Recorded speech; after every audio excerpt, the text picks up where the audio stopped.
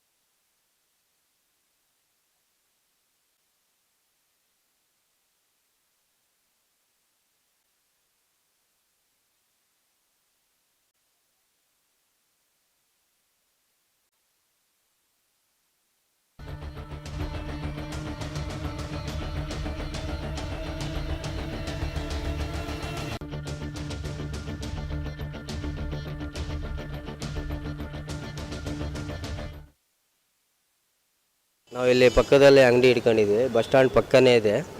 ಇಲ್ಲಿ ನೀರಿಂದು pipe line ಮಾಡ್ತೀನಿ ಅಂತ ಮಾಡಿದ್ದಾರೆ. ಆದ್ರೂ ತುಂಬ ಆಳ ಇದೆ. ಇದು ತುಂಬ ಸೇಫ್ಟಿನೇ ಇಲ್ಲ. ಇಲ್ಲಿ ತುಂಬ ಕಾಲೇಜ್ ಮಕ್ಕಳುಗಳು ಅವು ಇವರು ಭಾಳ ಜನ ಓಡಾಡ್ತಾ ಇದ್ದಾರೆ. ಆದರೂ ದಯವಿಟ್ಟು ಇಲ್ಲಿ ಗುಂಡಿ ಮುಚ್ಚೋಕ್ಕೆ ವ್ಯವಸ್ಥೆ ಮಾಡೋಕ್ಕೆ ತುಂಬ ಅನುಕೂಲ ಆಗುತ್ತೆ. ಅದು ಒಂದು 4-5 ತಿಂಗಳಾಯಿತು. ಅದು 1 ತಿಂಗಳ ಮೇಲೆ ಆಯಿತು. ನಾವು ಇಲ್ಲಿ ಇಂಜಿನಿಯರು ಇವರು ಬಂದಾಗೆಲ್ಲ ಹೇಳ್ತಾನೆ ಇದ್ದೀವಿ. ಅಲ್ಲೆಲ್ಲ ಮುಚ್ಚಿದ್ದಾರೆ. ಆ ಸೈಡೆಲ್ಲ ಓಪನ್ ಮಾಡಿದರು, ಈ ಸೈಡ್ ಓಪನ್ ಮಾಡಿದರು. ಆದ್ರೂ ಇಲ್ಲಿ ಯಾರೂ ಬಂದಿಲ್ಲ.